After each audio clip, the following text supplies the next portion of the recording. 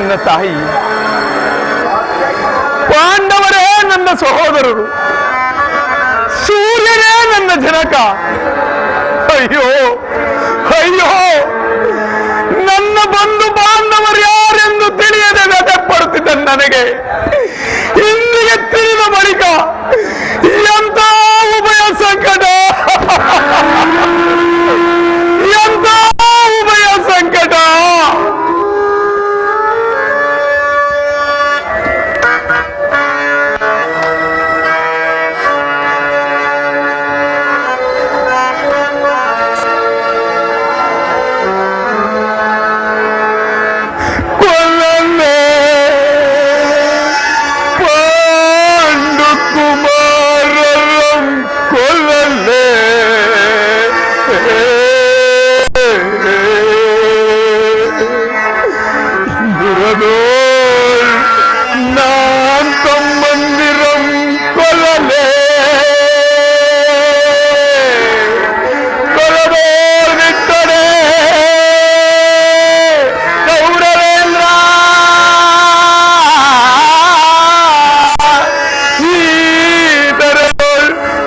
ಸಂಪತ್ತಿ ನಿಂಪಾಳ್ವನ್ನೇ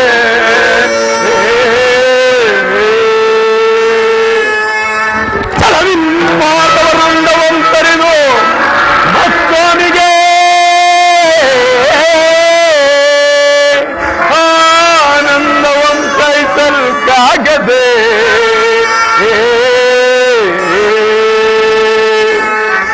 ಭಕ್ತೋನಿಗೆ ಆನಂದವಂ ಕೈಸಲ್ಕಾಗದೆ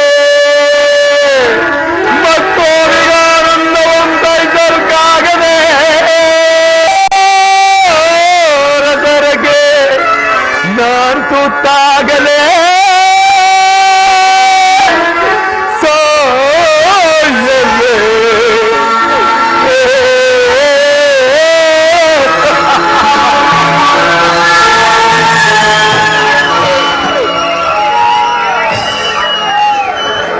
ಅಪಮಾನ, ಅಪಮಾನ ಕರ್ಣ, ಅಪಮಾನ. ರಾಜಸಭೆಯಲ್ಲಿ ಎಲ್ಲರೂ ನಿನ್ನನ್ನು ತುಚ್ಛೀಕರಿಸಿ ಮಾತನಾಡಿರುವುದನ್ನು ಕೇಳಿದರೆ ಛೇ ಛೇ ಛೇ ಛೇ ಛೇ ಛೇ ಛೇ ಛೇ ಛೇ ಛೇ. ಏನು ಇದು ನಿಜವೇ? ನಾನು ನಂಬುವುದಿಲ್ಲ. ನಂಬು ಅಂಗರಾಜ, ನಂಬು. ಈ ಕರ್ಣನ ಉದಾರವಾದ ಹೃದಯವನ್ನು ತಿಳಿದ ಆ ಕೌರವರು ಈ ರೀತಿ ನಡೆಯುವುದರಲ್ಲಿ ಸಂಶಯವೇನು? ಕರ್ಣ, ಕರ್ಣ, ನಿನ್ನನ್ನು ನೋಡಿದರೆ ನನಗೆ ಎಷ್ಟೊಂದು ದುಃಖವಾಗುತ್ತದೆ ಗೊತ್ತೇ ಕರ್ಣ. ಸ್ನೇಹದಲ್ಲಿ ವಂಚನೆ. ಶಕುನಿ, ನಿಜವಾಗಿಯೂ ನನ್ನ ರಕ್ತವು ಕುದಿಯುತ್ತಿರುವುದು. ಸಭೆಯಲ್ಲಿ ಏನು ನಡೆಯಿತು ಮರೆಮಾಚದೆ ಹೇಳು. ಕೃಷ್ಣನು ರಾಜಸಭೆಯಿಂದ ಹೊರಹೋದ ಕೂಡಲೇ ಮೂರ್ಛಿತನಾಗಿದ್ದ ದುರ್ಯೋಧನನು ಎಚ್ಚೆತ್ತನು. ಆಗ ಅವನು ಆಸಿದ ಹೆಬ್ಬುಲಿ ಅಂತ ಆರ್ಭಟಿಸುತ್ತ ಬುದ್ಧಿ ಓದವನಾಗಿ ಭೀಷ್ಮ ದ್ರೋಣಾದಿಗಳನ್ನ ಪಾಂಡವರ ಪಕ್ಷಪಾತಿಗಳೆಂದು ನಿಂದಿಸಿದನು. ಅಲ್ಲದೆ ಕರ್ಣನಿಗೆ ಸೇನಾಧಿಪತ್ಯವನ್ನು ಕಟ್ಟಬೇಕೆಂಬ ತನ್ನಿಚ್ಛೆಯನ್ನು ವ್ಯಕ್ತಪಡಿಸಿದನು. ಆಗ ಭೀಷ್ಮನು ರೂಪಿತ ಮಹಾನು ಏನು ಹೇಳಿದನು? ಭೀಷ್ಮನು ಅಸೂಯೆಯಿಂದ ಆ ರೀತಿ ಹೇಳಿದನಾರ ಕರ್ಣ. ಆದರೇನಾಯಿತು? ಅವನ ಮಾತಿನಿಂದ ನಿನ್ನ ಸೇನಾಧಿಪತ್ಯದ ಆಶೆಯು ಭಂಗವಾಯಿತು. ನಾನು ಯಾವಾಗಲೂ ಸೈನ್ಯಾಧಿಪತ್ಯಕ್ಕೆ ಆಸೆ ಪಟ್ಟವನಲ್ಲ. ಆದರೆ ದುರ್ಯೋಧನಿಗೆ ನನ್ನಲ್ಲಿದ್ದ ವಿಶ್ವಾಸವನ್ನು ಚಲಿಸುವಂತೆ ಮಾಡಿದವರು ಯಾರು? ನೀನು ರಥವೇರಿ ಕೃಷ್ಣನೊಡನೆ ಓದೆ ಅಷ್ಟೇ. ಭೀಷ್ಮನು ಈ ವಿಚಾರವನ್ನು ದುರ್ಯೋಧನನಿಗೆ ತಿಳಿಸಿದಂತೆ ತಂತ್ರಿಯಾದ ಕೃಷ್ಣನ ಸವಿನುಡಿಗಳಿಗೆ ನೀನು ಎಲ್ಲಿ ವಸನಾದೆಯೋ ಏನೋ ಎಂದು ಆ ದುರ್ಯೋಧನನ ಸಂದೇಹ. ಸಂದೇಹ ಸಂದೇಹ. ಕುರುಕುಲದ ಅರಸರು ಈ ಕನ್ನಡ ಸ್ವಾಮಿ ನಿಷ್ಠೆಯನ್ನು ತಿಳಿದಿಲ್ಲವೇ ಶಕುನಿ? ತಿಳಿದಿರುವರು ಕರ್ಣ, ತಿಳಿದಿರುವರು. ನಿನಗೂ ಕೃಷ್ಣನಿಗೂ ನಡೆದ ಮಾತಿನ ರಹಸ್ಯವನ್ನು ತಿಳಿಯದ ಹೊರತಾಗಿ ಕರ್ಣನಿಗೆ ಸೇನಾಧಿಪತ್ಯವನ್ನು ಕೊಡಕೂಡದೆಂದು ನಿರ್ಧಾರವಾಯಿತು. ಇದಕ್ಕೆಲ್ಲ ಕಾರಣನು ಆ ಭೀಷ್ಮ ತಾನೆ. ಆಗಲಿ ಕರ್ಣ. ಆದರೆ ರಾಜಸಭೆಯಲ್ಲಿ ಕೆಲವರು ನಿನ್ನನ್ನು ತುಚ್ಛೀಕರಿಸಿ ಮಾತನಾಡಲು ಹಿಂಜರಿಯಲೇ ಇಲ್ಲ. ಹೇಳಿದರು ಅವರು. ಶಿವ, ಆ ದುರ್ವಾಕ್ಯಗಳನ್ನು ನನ್ನ ಬಾಯಿಂದ ನುಡಿಯಲಾರೆ ಕರ್ಣ, ನುಡಿಯಲಾರೆ. ಆದರೂ ಯತ್ನವಿಲ್ಲ, ಹೇಳುವನು ಕೇಳು. ಸೂತ ನಾನೆಷ್ಟು ದಿನ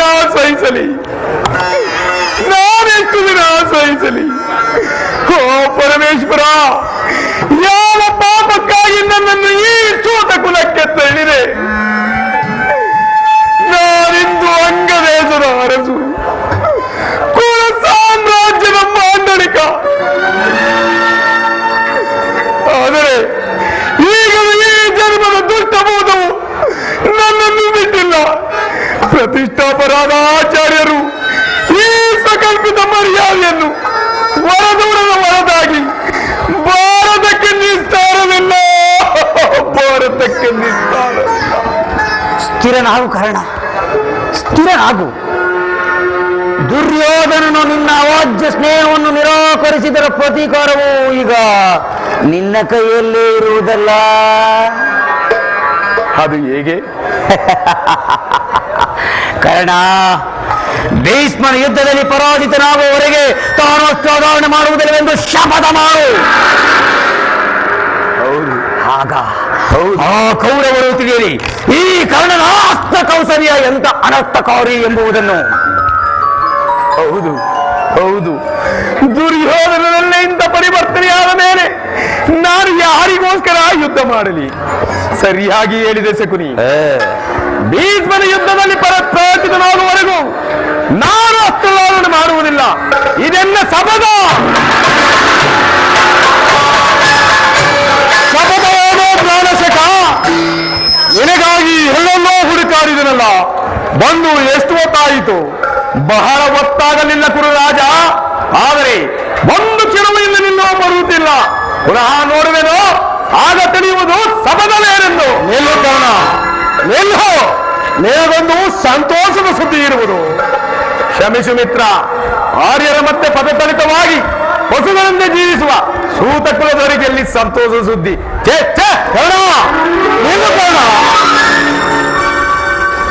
ಇದೇನಿದು?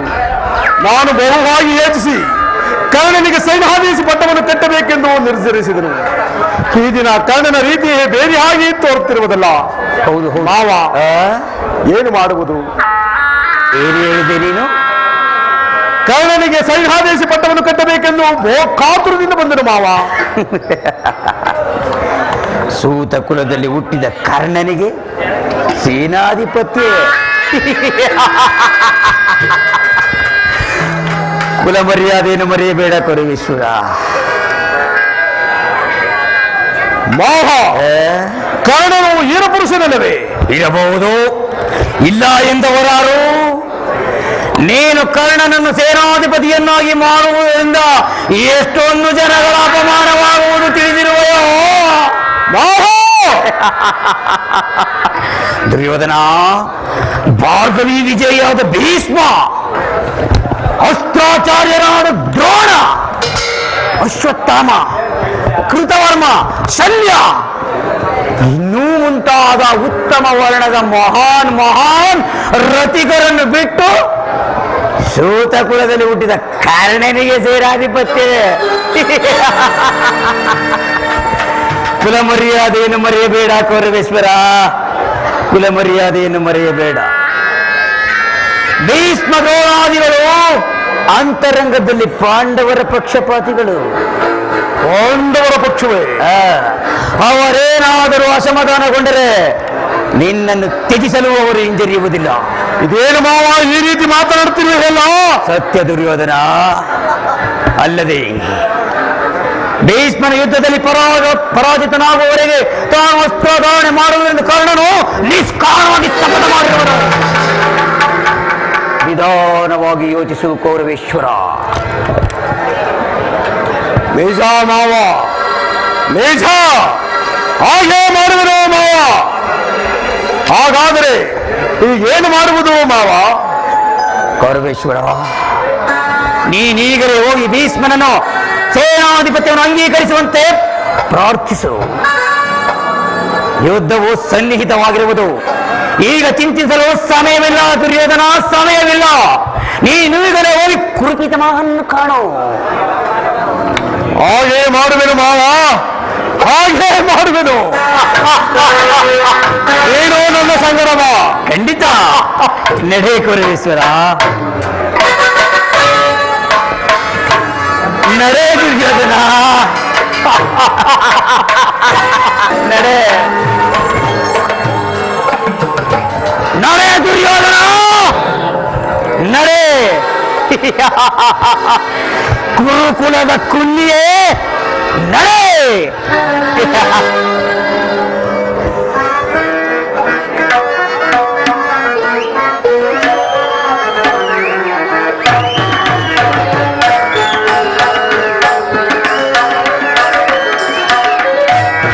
ಕುಲನಾಶ ಗೈದವನ ಕುಲನಾಶ ಗೈಯುವೆನು, ಚಲಬಿಡಿದು ಬಲೆ ಕೊಡುವೆ ಕುರುಕುಲವನ್ನ. ದುರ್ಯೋಧನ,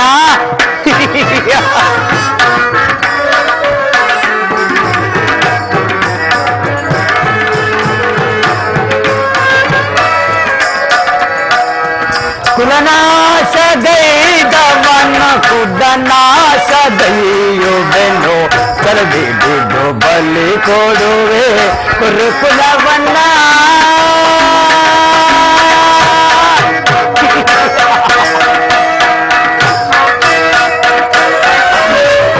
ಮಡಿದ ಪಿತ ಸೋದರರ ಕಡಗಾಲವನ್ನು ನೋಡ್ತೆ. ಸುಯೋಧನ, ಮಡಿದ ಪಿತ ಸೋದರರ ಕಡಗಾಲವನ್ನು ನೋಡ್ತೆ. ರವೀಗ ಕಡು ತಲವ ಸಾಧಿಸದೆ ನಾವಿದೆನು.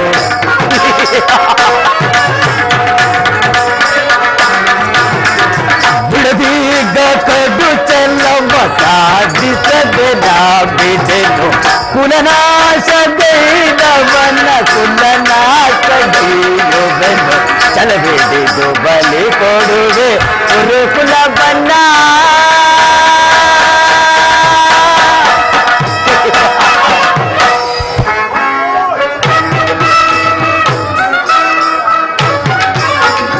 ಮಾರಿಯ ಔತಣಕ್ಕೆ ಮರಿಯ ಬಲಿ ಕೊಡುವಂತೆ. ದುರ್ಯೋಧನ,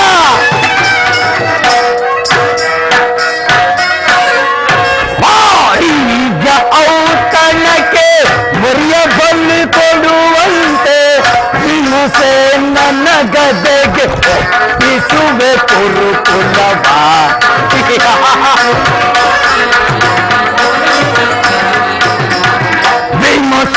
ನನ್ನ ಗದೆಗೆ ಒಪ್ಪಿಸುವೆ ಕುರುಕುಲವ. ಕುಲನಾಶ ಗೈದವನ ಕುಲನಾಶ ಗೈಯುವೆನು, ಚಲಬಿಡಿದು ಬಲಿ ಕೊಡುವೆ ಕುರುಕುಲವನ್ನ.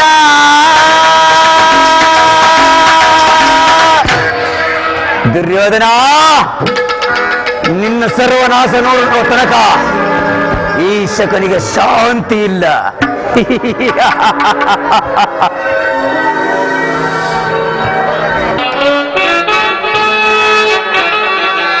ತಾಳಲಾರೀನ ಕರುಣಿಸು ದೇವಾ, ತಾಳಲಾರೀನ ಕರುಣೇವಾ, ಕರುಣಿಸು ದೇವಾ, ಕರುಣಿಸು ದೇವಾ.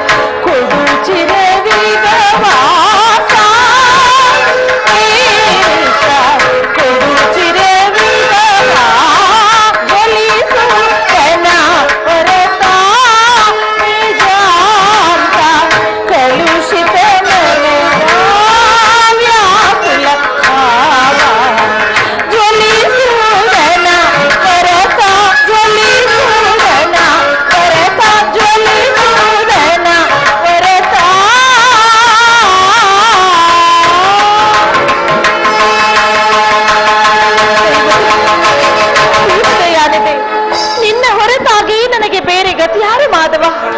ನನ್ನನ್ನು ಕೈ ಹಿಡಿದ ಪತಿಗಳಂತೂ ಅಲ್ಪ ಭೋಗ್ಯ ವಸ್ತುವಿನಂತೆ ಸರ್ವರ ಸಮಕ್ಷಮ ನನ್ನನ್ನೇ ಜೀವಿತದಲ್ಲಿ ಪಣವಾಗಿಟ್ಟು ಸೋತರು. ಕದ್ದ ಕಳ್ಳನಂತೆ ರಾಜನಗರಿಯನ್ನು ತ್ಯಾಗ ಮಾಡಿ ಅನಾಥ ಭಿಕ್ಷುಕಿಯಂತೆ ಕಾಡಿಂದ ಕಾಡಿಗೆ ಅಲೆದದ್ದು ಆಯಿತು. ಇನ್ನಾದರೂ ಸ್ವಲ್ಪ ದಿನ ನೆಮ್ಮದಿ ಆಗಿರೋಣವೆಂದರೆ ಹೆಜ್ಜೆ ಹೆಜ್ಜೆಗೂ ನನ್ನ ಮನಸ್ಸಿನಲ್ಲಿ ಹಲಾಹಲವೇ ತುಂಬಿದೆ. ಈ ನನ್ನ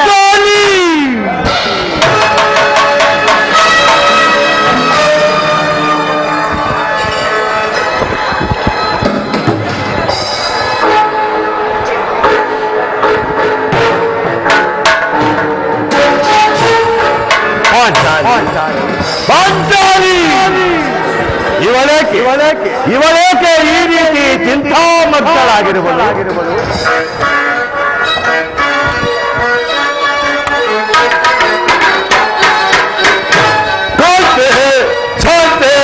ಹೊರಜೀರನಾಗಿ ಹೊರಪತ್ತೆಯಾಗಿ ಹೊರಗಂಡೆ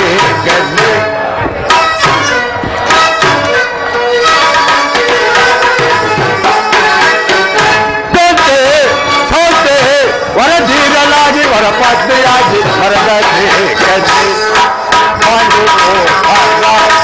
ಪತ್ನಿಯಾಗಿ ನೀನು ಸ್ವಾಮಿ ಇಷ್ಟೆಲ್ಲ ಚಿಂತೆ ಅದು ಪುತ್ರ ಪತ್ನಿಯಾಗಿ ನೀನು ಗಂಡತಿಯಿಂದ ಇಲ್ಲ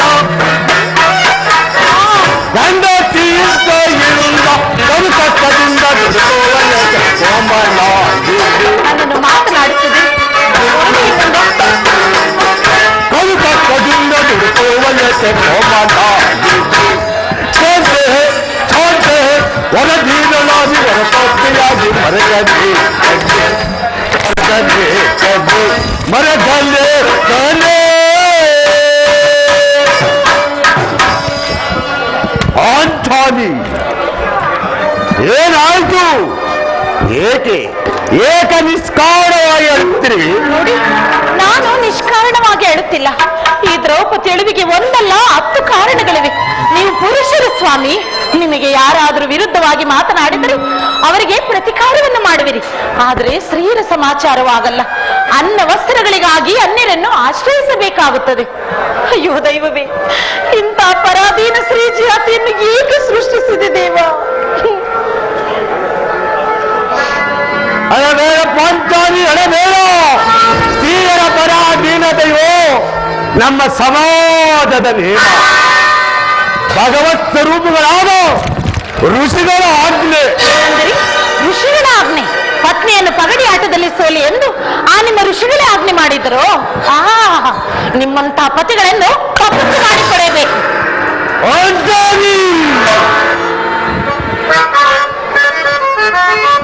ಬಿಡು ಬಿಡು ಮನವದು ಗುಡವ,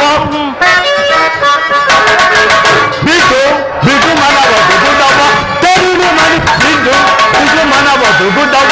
ಮಾತನಾಡಿಸಿದಿರಿ ಎರಡಿನಿಂದ ಅದಮ ಕೌರವನ ಮದವ ಬೀಗಲು ಜನದು ಬಗ್ಗಲು ಈ ಕಡದಿ. ಪಂಥಗಳು ಅದೆಷ್ಟು ಸ್ವಾಮಿ, ನಾನು ಅವರನ್ನೇ. ಅದಮ ಕೌರವನ ಮದವ ನೀಗಲು ಜನದು ಬಗ್ಗಲು ಈ ಕಡದಿ. ಬದತಿಂಗದದು ಅದಮಾನವದ ಬದತಿಂಗದದು ಅದಮಾನವದ ಈ ಇಚ್ಛನೆಯನ್ನು ದಾಳಿ ಹೊಂದಿದೆ. ಈ ಕಲೆಯನ್ನು ಹೋದ ಒಂದು ಇದು ಮನವ ದುಗುದವ, ಕರುಣಿ ಮಡಿ ಇದು ಮನವ ದುಗುದವ. ಅದು ಎಲ್ಲಿ ಮೆಚ್ಚಿ ಹುಡುಕುದು ಬುಟ್ಟಿ, ಇದು ಬರಿಯ ಮಾತುಗಳು. ಅದು ಎಲ್ಲಿ ಮೆಚ್ಚಿ ಹುಡುಕುದು ಬುಟ್ಟಿ, ಗುಂಡ ಮುಂಡಗಲ್ಲ ತುಂಡ ಕೈಗಳು, ಗುಂಡ ಮುಂಡಗಲ್ಲ ತುಂಡ ಕೈಗಳು. ಇದು ಮನವ ದುಗುದವ, ಕರುಣಿ ಮಡಿ ಇದು ಮನವ ದುಗುದವ, ಕರುಣಿ ಮಡಿ ಇದು ಮನವ ದುಗುದವ.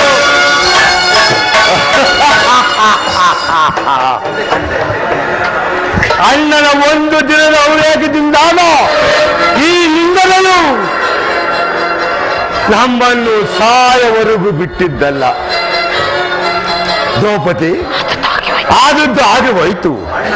ಅಣ್ಣನ ಅಪರಾಧವನ್ನು ಅಸಮಿಸು ಎಂದು ಹೇಳಿ ನಾನು ನಿನ್ನನ್ನು ಎಷ್ಟೋ ಸಾರಿ ಕೇಳಲಿಲ್ಲವೇ? ಹೌದು, ಅದನ್ನು ಮರೆತು ಬಿಡು. ಈ ದಿನ ನೀನೇಕೆ ಹೀಗಾಗಿರುವೆ? ಸಾಕು ಸಾಕು, ನಿಮಗೆ ತಿಳಿಸೋದ್ರಿಂದ ನನಗಾಗುವ ಪ್ರಯೋಜನವೇನು? ತಾವು ಎಷ್ಟೇ ಆದ್ರೂ ನಿಮ್ಮ ಅಣ್ಣನ ಆಜ್ಞಾಧಾರಕರಲ್ಲವೇ? ಅದು ಹಿಂದಿನ ಮಾತು. ಈಗ ನಾನು ಯಾರ ಆಜ್ಞಾಧಾರಕನೂ ಅಲ್ಲ. ಸ್ವಾಮಿ, ಹಾಗಾದ್ರೆ ಕೇಳಿ. ಈ ದಿನ ನಾನು ದೇವಿಯ ದರ್ಶನಕ್ಕಾಗಿ ಹಸ್ತಿನಾಂಬೆ ರಾಜಮಂದಿರಕ್ಕೆ ಹೋಗಿದ್ದೆ. ಅಲ್ಲಿಗೆ ದುರ್ಯೋಧನನ ಪತ್ನಿಯಾದ ಭಾನುಮತಿಯೂ ಸಹ ಬಂದಿದ್ದಳು. ಸ್ವಾಮಿ, ನನ್ನನ್ನು ನೋಡಿ ನಕ್ಕು ವಿಕಟ ಅಟ್ಟಹಾಸದಿಂದ ಇನ್ನೇನು ಸಂಧಿ ಆಗುವುದು, ಆಗಲಾದ್ರೂ ಈ ನಿನ್ನ ಬಿಚ್ಚದ ಕೇಶರಾಶಿಯನ್ನು ಮುಡಿಗಟ್ಟುವೆ ಅಷ್ಟೇ ಎಂದು ಹೇಳಿ ವಿಕಟವಾಗಿ ನಕ್ಕಳು. ಸ್ವಾಮಿ, ಏನಂದೆ? ದುರ್ಯೋಧನ ನಡೆದ ಪುನಃ ಸಂಧಿಯ ಪ್ರಯತ್ನ. ಹಾಗಾದರೆ ಇದು ಸಂಧಿ ಅಲ್ಲ. ಯಾರು ಯಾರು ರಾಜಭಾರಕ್ಕೆ ಹೋದವರು? ಮತ್ತಿನ್ಯಾರು ಸ್ವಾಮಿ? ನನ್ನ ಅಣ್ಣನಾದ ಶ್ರೀಕೃಷ್ಣ ಪರಮಾತ್ಮನಲ್ಲವೇ? ಓಹೋ, ಗೋಪಿಕಾಂಡೆಯಲ್ಲಿ ವಿಲಾಸ ಮಧ್ಯನಾದ ಯದುಪತಿಯು ಯುದ್ಧವನ್ನು ಮರೆಯಲು ಸಹಜ. ಅದು ಅರ್ಜುನನು ದಾರಕ್ಕೆ ಹಿಂದಿರುಗಿದಾಗಲೇ ಈಗಾಗುವುದು ಎಂದು ನಾನು ಮೊದಲೇ ತಿಳಿದಿದ್ದನು. ಪಾಂಚಾಲಿ, ಭಾನುಮತಿಗೆ ಏನೆಂದು ಉತ್ತರವನ್ನು ಕೊಟ್ಟೆ? ಪ್ರಶ್ನೆಗೆ ಸರಿಯಾದ ಉತ್ತರವನ್ನೇ ಕೊಟ್ಟಿರುವೆ. ಏನೆಂದು? ಮತ್ತೇನೆಂದು ಸ್ವಾಮಿ? ಕೇಳೆ ಭಾನುಮತಿ, ನಿನ್ನ ಕಟ್ಟಿದ ಮುಡಿಯನ್ನು ಬಿಡಿಸುವವರೆಗೂ ಈ ನನ್ನ ಬೆಚ್ಚಿದ ಕೇಶರಾಶಿಯನ್ನು ಮುಡಿಗಟ್ಟುವುದಿಲ್ಲ ಎಂದು. ಬಾಬು ಪಾಂಚಾಲಿ, ಹಾಗೂ ಚಮತ್ಕಾರವಾದ ಉತ್ತರವನ್ನೇ ಕೊಟ್ಟಿರುವೆ. ನೀನು ನಮ್ಮೊಡನೆ ಸಂಘ ಸರಸ ಆಡುವುದು ನಿನ್ನ ಚದುರತೆಯನ್ನೇ ಮುಗಿಸುವೆಂದು ತಿಳಿದಿದ್ದೇನೆ. ಇನ್ನೊಂದು ದಿನ ನನ್ನೇ ಕೇಶರಾಶಿಯನ್ನು ನೋಡಿ ಕುರುಕುಲಾಂತಕ ಕಾಲರಾತ್ರಿ ಎಂದು ತಾವು ಹೇಳಿರಲಿಲ್ಲವೇ? ಅಥವಾ ಮರೆತು ಹೋಗಿರುವುದೋ? ಪುನಃ ನನ್ನ ಬಾಯಿಂದ ಆ ಪ್ರತಿಜ್ಞ ವಾಕ್ಯಗಳನ್ನು ಕೇಳಬೇಕೆಂದಿರುವೆಯಾ? ಮಾಡಿದ ಪ್ರತಿಜ್ಞೆಯನ್ನು ಮರೆಯಂತೆ ಹೇಳಿ ಈ ಭೀಮನಲ್ಲ. ಮಾತ್ರವಲ್ಲ, ಹೇಳದಂತೆ ನಡೆದುಕೊಳ್ಳಬೇಕೆನ್ನುವುದೇ ನನ್ನ ಆಸೆ. ತಾವು ಎಷ್ಟೇ ಆದ್ರೂ ನಿಮ್ಮ ಅಣ್ಣನ ಆಜ್ಞೆಯ ಹೊರತು. ಪಾಂಚಾಲಿ,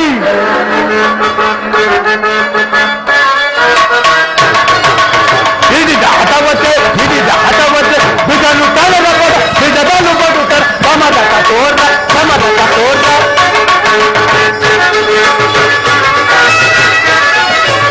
ಹಿಡಿದ ಹಠವತ್ತೆ ಬಿಡಲು ಕಳೆದ ಬಡ ಬಿಡದಲು ಬಡುತ್ತರ ಸಮದಕ ತೋರ್ದ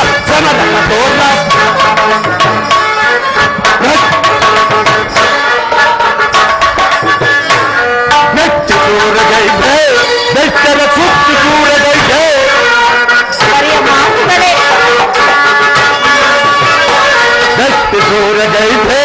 ಬೆಟ್ಟದ ಸುತ್ತು ಚೂರಗೈದೆ. ಕುಟಿಲದಲ್ಲಿ ಪಡುತ್ತ ರಸ ಹದಗಲ್ಲ ನಾನಿದನ್ನು ನಂಬಲಿ ಸ್ವಾಮಿ. ಕುಟಿಲದಲ್ಲಿ ಪಡುತ್ತ ರಸ ಹದಗಲ್ಲ ಗಟ್ಟಾಲುವ ಕವಿ ಕವಿ ಕಟ್ಟಾಲುವ ಕವಿ ಕವಿ ಇದಿದ ಹಠವತ್ತೆ ಬಿಡಲು ತಳದ ಬಡ ಬಿಡದಲ ಬಡುತ್ತ ಗಮರಕ ತೋರ.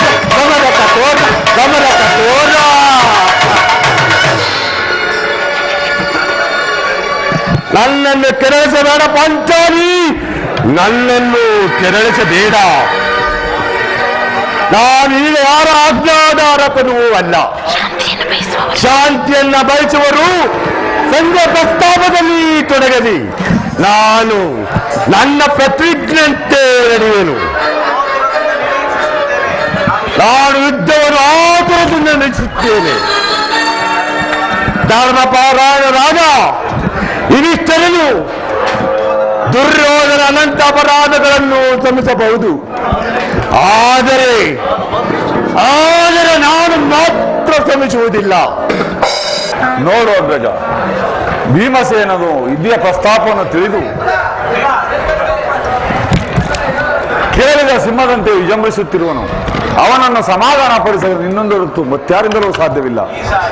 ಈ ಸಾರಿ ಅವನ ಕೋಪಕ್ಕೆ ದ್ರೌಪದಿಯೇ ಕಾರಣವೆಂದು ತೋರುತ್ತದೆ. ಶ್ರೀಕೃಷ್ಣ ಪರಮಾತ್ಮನು ಹೇಳುತ್ತಿದ್ದನು, ಜಗತ್ತಿನ ಸುಖ ದುಃಖಗಳಿಗೆ ಸ್ತ್ರೀಯರೇ ಮೂಲ ಕಾರಣವೆಂದು. ಅರ್ಜುನ, ಆ ಕೌರವರೊಡನೆ ಯುದ್ಧಕ್ಕಿಂತ ಈ ನನ್ನ ಸಹೋದರನ ಕೋಪವನ್ನು ದಮನ ಮಾಡುವುದು ನನಗೆ ದುಸ್ಸಾಧ್ಯವಾಗಿದೆ. ಇದೇನು ಭೀಮ, ನನ್ನಲ್ಲಿ ಕೋಪವೇ ತಮ್ಮ? ಪಾಂಚಾಲಿ, ಸ್ವಾಮಿ, ಸಮಾಚಾರವೇನು? ಅಣ್ಣನೇಕೆ ಸಿಟ್ಟಾಗಿರುವನು? ಈ ನಿಮ್ಮ ಮಾತಿಗೆ ನನ್ನ ಈ ಬಿರುಗುದಲೇ ಉತ್ತರ ಕೊಡಬಹುದಲ್ಲ? ಅಜ್ಜನ ಸಮಯಕ್ಕೆ ಸರಿಯಾಗಿ ಬಂದೆ. ಈ ಸಂದೀಪ ಪ್ರಸ್ತಾಪವು ನಿನಗೆ ಉಚಿತವಾಗಿ ಕಾಣಬಹುದು, ಅರ್ಜುನನು ಅನುಭವಿಸಬಹುದು, ನರ್ಪದ ಸಹದೇವರು ಸುಮ್ಮನಿದ್ದರೂ ಇರಬಹುದು. ನಾನು ಆದ ಈ ದಾಸ ವೃತ್ತಿಯನ್ನು ಪಾಂಡವರ ಕಳಂಕವೆಂದು ಭಾವಿಸಿದರು.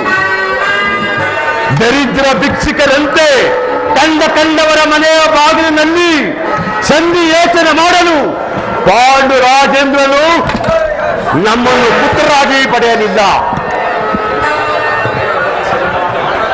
ಈ ಅಪಮಾನವನ್ನು ನೀನು ಶ್ರಮಿಸಬಹುದು. ನಾನು ಮತ್ತಿದನ್ನು ಒಂದು ಬೆಳಗ್ಗೆಯೂ ಸಹಿಸಲಾರೆ. ಯುದ್ಧಕ್ಕಾಗಿ ನಿನ್ನ ಅನುಮತಿಯನ್ನಾಗಲಿ ಅಥವಾ ಈ ಅರ್ಜುನನ ಸಹಾಯವನ್ನಾಗಲಿ ನಾನು ಅಪೇಕ್ಷಿಸುವುದಿಲ್ಲ. ನಾನು ಮತ್ತು ಈ ನನ್ನ ಗದೆ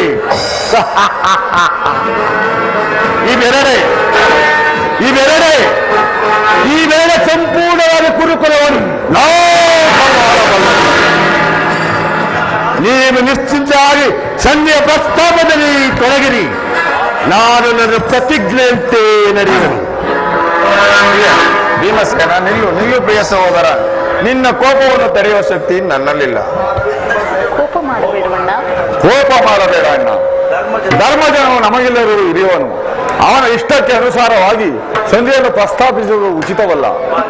ಪಾಂಚಾಲಿ, ಸ್ವಾಮಿ, ಈ ಪ್ರಚೋದನೆಗಳಿಂದ ಆಗುವ ಪ್ರಯೋಜನವಾದರೂ ಏನು?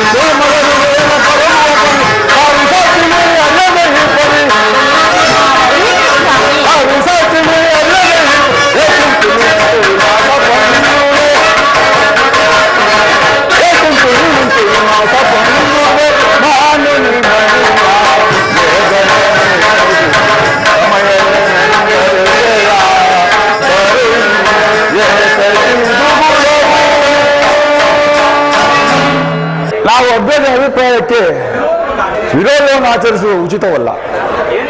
ಏನು ಹೇಳಿದ ಪಾಂಚಾಲಿ?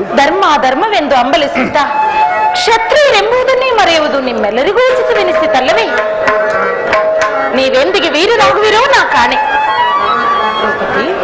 ದ್ರೌಪದಿ, ಯುದ್ಧದಂತೆ ಶಾಂತಿ ರಕ್ಷಣೆಯು ಕ್ಷತ್ರಿಯನ ಕರ್ತವ್ಯ. ಯುದ್ಧ ಎಂತ ಘೋರ ಕರ್ಮ ಎಂಬುದನ್ನು ನೀನು ಇನ್ನೂ ಅರಿತಿಲ್ಲ. ಅಭಿಮಾನಕ್ಕೆ ವಶರಾಗಿ ನಾವು ಯುದ್ಧವನ್ನು ಪ್ರಾರಂಭಿಸಿದರೆ ಮುಂದೆ ನಮ್ಮ ವಿಚಾರಕ್ಕಾಗಿ ನಾವೇ ದುಃಖಿಸಬೇಕಾಗುತ್ತದೆ. ಅದಕ್ಕಾಗಿಯೇ ಸಂಧಿಗೆ ಪ್ರಯತ್ನಿಸುತ್ತಿರುವ ರಾಜೇಂದ್ರ, ದೌಮ್ಯರನ್ನು ಸಂಧಿಗಾಗಿ ಕಳುಹಿಸಲು ಇದು ಮದುವೆಯ ಔತಣವಲ್ಲವೆಂಬ ಪರಿಜ್ಞಾನವೂ ತಮಗಿಲ್ಲದೆ ಹೋಯ್ತಲ್ಲವೇ? ಆ ದುರ್ಯೋಧನನಾದರೂ ಇದಕ್ಕೆ ತಕ್ಕ ಪ್ರತ್ಯುತ್ತರವನ್ನೇ ನೀಡಿರುವ.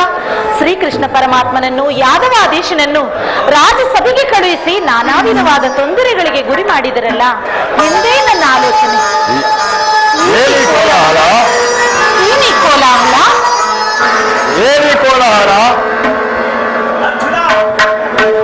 ಅರ್ಜುನ, ನಾನಿನ್ನು ಹೊರಡುವೆನು. ಈ ಸಂಧಿಯ ಫಲಾಫಲಗಳನ್ನು ಕೇಳುವುದರಿಂದ ನನಗೆ ಯಾವ ಪ್ರಯೋಜನವಿಲ್ಲ. ನಿಮ್ಮ ಅಪೌಷ್ಟಿಕ ವರ್ತನೆಯು ನಿಮಗೇ ಇರದು. ನಾನು ಪ್ರತಿಜ್ಞೆಯಂತ ನಡೆಯುವ ಸ್ವತಂತ್ರ ಮುಕ್ತ ನನಗಿರಲಿ. ಸ್ವಾಮಿ, ಸ್ವಲ್ಪ ನಿಲ್ಲಿ ಪ್ರಭು.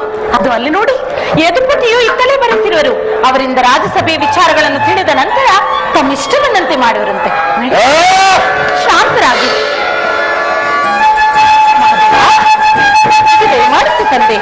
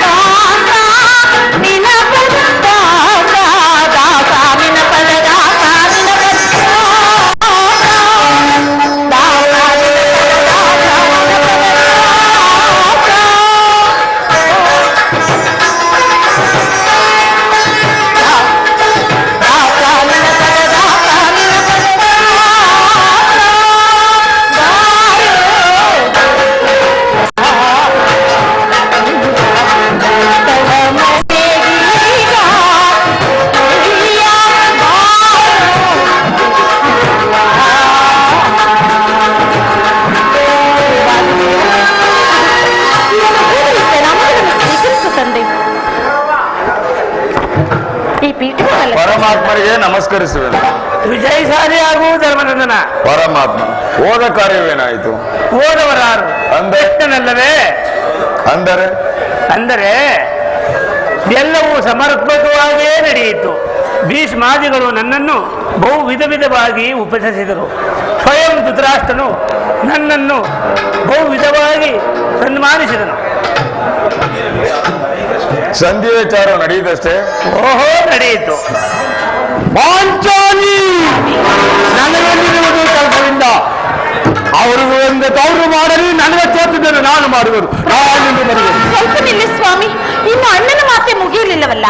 ಸ್ವಲ್ಪ ನಿಮ್ಮ ಅಣ್ಣನ ಮಾತು ಮುಗಿಯೋದ್ರಲ್ಲಿ ನನ್ನ ತಾಳ್ಮೆ ಮುಗಿದು ಹೋಗುವುದು. ಯದುಪತಿ, ಸಭೆಯಲ್ಲೇನಾಯಿತು? ಎಲ್ಲವೂ ತಕ್ಕ ರೀತಿಯಲ್ಲಿ ನಾನು ನಿರೀಕ್ಷಿಸಿದಂತೆ ನಡೆಯಿತು. ಅಯ್ಯೋ, ನಾನಿನ್ನು ತಡೆಯಲಾರೆ. ಈ ಸಮಸ್ಯೆ ಮಾತು ನನಗೆ ಒಪ್ಪದು. ನಿನಗೆ ಒಪ್ಪುವ ವಿಚಾರ ಬಂದಿರುವುದು ಅಗ್ರಜನ ಅಪೇಕ್ಷೆಯಂತೆ ಅಗ್ರಜನ ಅಪೇಕ್ಷೆಯಂತೆ 5 ಗ್ರಾಮಗಳಾದ ಸಂಧಿ ಐತಿ. ನಾನು ಹೋಗಿದ್ದದ್ದು ಅದಕ್ಕೆ ಅಲ್ಲವೇ ಭೀಮಾ? ಕೃಷ್ಣ, ಅದೇನೋ ಸಂದೇಶ ಈಗ ತಿಳಿಯಿತು ನಿನ್ನ ಅಭಿಮತ. ಈಗ ತಿಳಿಯಿತು ನಿನ್ನ ಅಭಿಮತ. ಅಜ್ಞಾತವಾದದ ನೆಪದಿಂದ ಅರ್ಜುನನು ಬರತೊಟ್ಟಳು. ಈಗ ಈ ಸಂಧಿ ಹೆಸರಿನಲ್ಲಿ ನಮ್ಮೆಲ್ಲರಿಗೂ ಬಳ ತೋರಿಸಬೇಕಂದ್ರೆ ಕೃಷ್ಣ, ಯಾದವಾಗ್ಯನೇ ಈ ಪಾಂಡವರ ಮೇಲೆ ನಿನಗೆ ಏಕೆ ಅಷ್ಟೊಂದು ಆಕ್ರೋಶ? ಭೀಮಾ, ನಿನಗೇಕೆ ಇಷ್ಟೊಂದು ಅಸಹನೆ? ನಾನು ಮೊದಲೇ ಹೇಳಿದ್ದೆ ನಿನಗೆ ಹೆಚ್ಚಿಗೆ ಸಂಬಂಧ ಇರುವ ವಿಷಯವೆಂದು. ಈ ಸ್ವಾಭಿಮಾನ್ಯ ಶೂನ್ಯವಾದ ಸಂಧಾನವೆಲ್ಲದೆ ಈ ಚಂಡ ಭೀಮನಿಗೆ ಅದು ಎಂತ ಸಂಬಂಧ ಇರುವುದು? ಅತ್ಯಂತ ನಿಗಿಡವಾದ ಸಂಬಂಧ ಹೊಂದಿರುವುದು. ಕೃಷ್ಣ, ಮುಂದೇನಾಯಿತು? ರಾಜ್ಯಸಭೆಯಲ್ಲಿ ನಿಮ್ಮ ಸಂದೇಶವನ್ನು ತಿಳಿಸಿದನು. ಅದಕ್ಕೆ ಅವರೆಲ್ಲರೂ ಒಪ್ಪಿದರು. ಯಾರು ಒಪ್ಪಿದರು? ಮಾಧವ, ಭೀಷ್ಮ, ದ್ರೋಣ, ಸ್ವಯಂ ಧೃತರಾಷ್ಟ್ರ ಮುಂತಾದ ಮಹಾರಥಿಕರೆಲ್ಲರೂ ಒಪ್ಪಿದರು. ಇನ್ನಿಲ್ಲಿ ನನಗಿಲ್ಲಿ ಕೆಲಸವಿಲ್ಲ. ಈ ದುರ್ವಾಕ್ಯ ಕೇಳಬೇಕ ಇಚ್ಛಾಗಿತ್ತು, ಅದನ್ನು ಸಾಧಿಸಿದ ಕೃಷ್ಣ. ಇನ್ನು ನಾನು ಹೊರಡುವೆನು. ಸಹೋದರರೇ, ನಿಮ್ಮ ಅಪಸ್ಥರ ವಕ್ತವ್ಯ ಪುರಸ್ಕಾರವು ನಿನಗೇ ಇರಲಿ. ನಾನು ಪ್ರತಿಜ್ಞೆಯಂತೆ ನಡೆಯುವ ಸ್ವಾತಂತ್ರ್ಯ ಮಾತ್ರ ನನಗಿರಲಿ. ಈ ಭೀಮನು ಅದರಲ್ಲಿ ಯಾವ ಭಾಗವನ್ನು ಅಪೇಕ್ಷಿಸುವುದಿಲ್ಲ. ಆಜ್ಞಾಶಾಲಿ, ನೀನು ನಿರಾಶರಾಗಬೇಡ. ಈ ಭೀಮನು ಬದುಕಿದ್ದರೆ ನಿನ್ನ ಸೇಡನ್ನೇ ತೀರಿಸುವೆನು. ನಿನ್ನ ಬರುವೆನು. ಸ್ವಲ್ಪ ನಿಲ್ಲಯ್ಯ, ನೀನು ನಿಜವಾಗೂ ಹಿಡಿಂಬಾಪತಿಯೇ ಸರಿ. ಇಷ್ಟೊಂದು ಕೋಪ ಆರ್ಭಟವಿಲ್ಲದಿದ್ದರೆ ಆ ರಕ್ಕಸಿಯನ್ನು ಆಳುವುದಾದರೂ ಹೇಗೆ? ಭೀಮಾ, ಸ್ವಲ್ಪ ಸಮಾಧಾನ ತಂದುಕೊಂಡು ನನ್ನ ಮಾತನ್ನು ಪೂರ್ತಿಯಾಗಿ ಕೇಳು. ಕೃಷ್ಣ, ಸುಮ್ಮನೆ ನನ್ನನ್ನು ಕಾಣಬೇಡ. ಈ ಸಂಧಿಯ ಸುದ್ದಿಯು ನನಗೊಪ್ಪದು.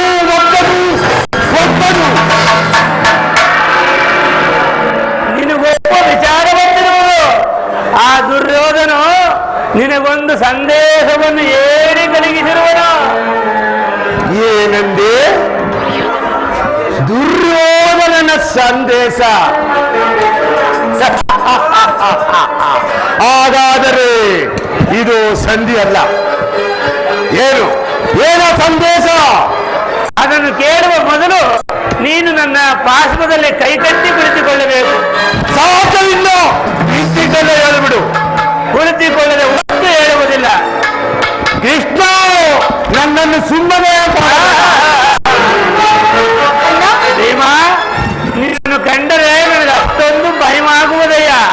ಎಲ್ಲಿ ನಿನ್ನ ಗದೆ ಸ್ವಲ್ಪ ದೂರ ಬಿಟ್ಟು ಹೀಗೆ ಬಂದು ನನ್ನ ಪಾರ್ಶ್ವದಲ್ಲಿ ಕುಳಿತುಕೋ. ಆಗ ನಿನಗೆ ಪ್ರಿಯವಾದ ಸಂದೇಶವನ್ನು ಹೇಳಿದೆನು. ಇದೋ ನಿನ್ನ ಅಪೇಕ್ಷೆಯಂತೆ ಕುಳಿತುಕೊಳ್ಳುವನು. ಈಗಲಾದರೂ ಹೇಳು. ನೀನು ಕೋಪ ಮಾಡುವುದಿಲ್ಲ ತಾನೆ? ಆಗಲಿ, ಹಾಗಾದರೆ ನೀನು ನನ್ನ ಬಂದಿ. ಕ್ಷಣಕಾಲ ಮಾತ್ರ. ಅಷ್ಟು ಸಾಕು.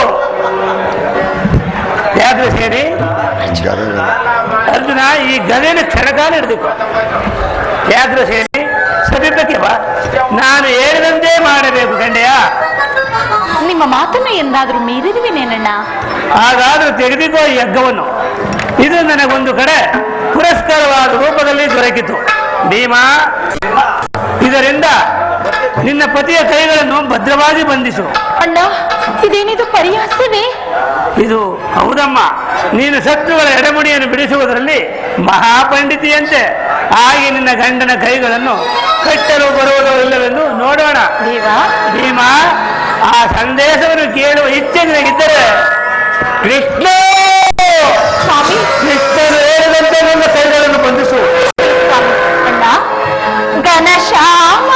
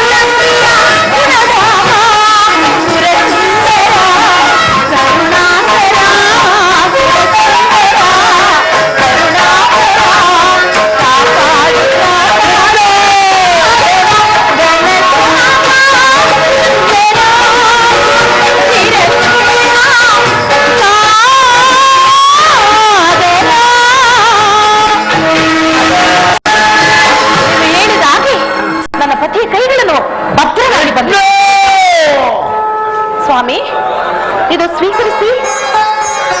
ದುರ್ಯೋಧನನ ಸಂದೇಶವು ಬೇಡದೆ? ಭೀಮಾ, ಆ ಸಂದೇಶವನ್ನು ಕೇಳುವ ಇಚ್ಛೆ ನಿನಗಿದ್ದರೆ ಪಂಚಾಲಿ, ಕೃಷ್ಣನು ಹೇಳಿದಾಗ ಈಗ ನನ್ನ ಕೈಗಳನ್ನು ಬಂಧಿಸು. ಆಗಲಿ ಸ್ವಾಮಿ.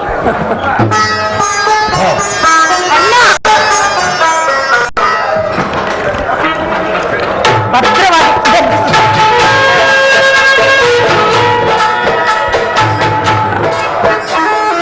ಈಗ ಕೇಳಿರಿ ಎಲ್ಲರೂ.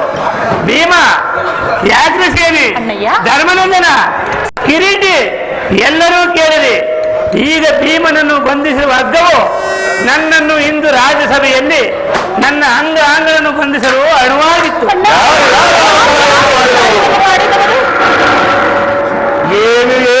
ಕೃಷ್ಣ,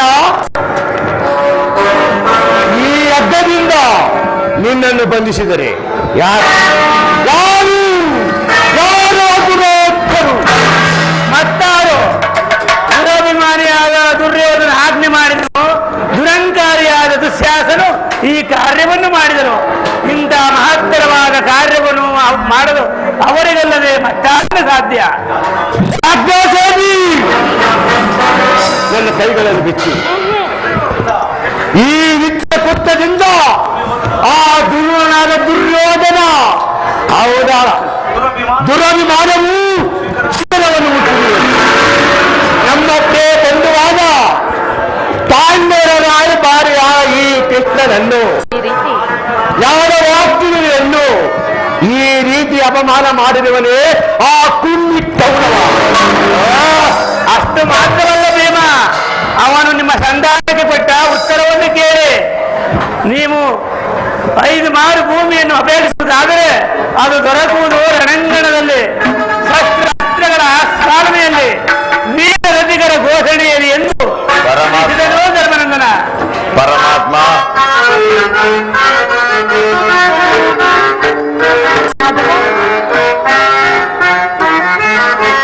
ಏನ ಪೇಳಲಿ ಗಲ ದಾನವಾರೆ ನಿನ್ನೊಲಿಗ.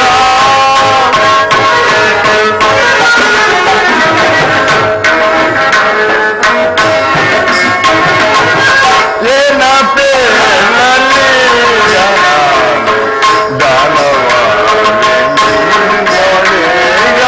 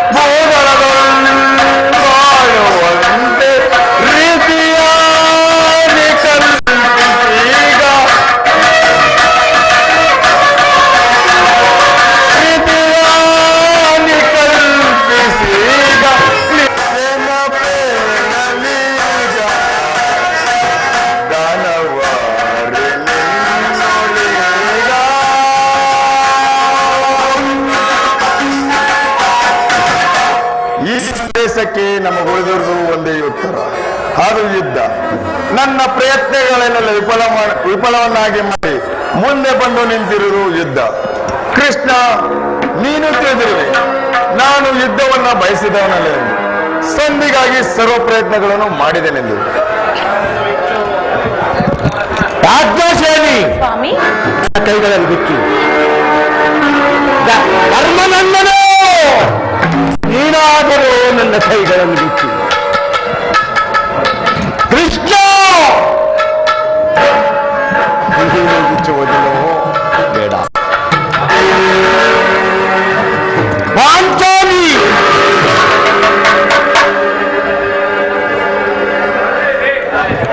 ಧನಂಜಯ, ನೀನಾದರೂ ನನ್ನ ಕೈಗಳನ್ನು ಬಿಚ್ಚು. ನೀನೂ ಬಿಚ್ಚುವುದಿಲ್ಲವೋ? ಬೇಡ ಬೇಡ ಬೇಡ. ಇದು ನಾನೇ ನನ್ನ ಕಥೆ.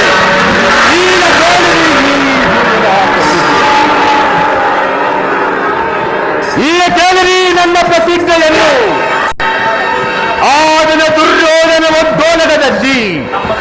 ನಮ್ಮ ದುರ್ಧಯವು ಕೌರವ ಪರಮಾಗುಡಿಯನ್ನು ಮುಟ್ಟಿದಾಗ ದುಶ್ಯಾಸನದಿಂದ ಅಪಮತಿಸಲಾದ ಈ ಮುಕ್ತ ಕೇಸರಿಯ ವಿಳುವಡಿಯನ್ನು ಕಟ್ಟಿಸುವನು.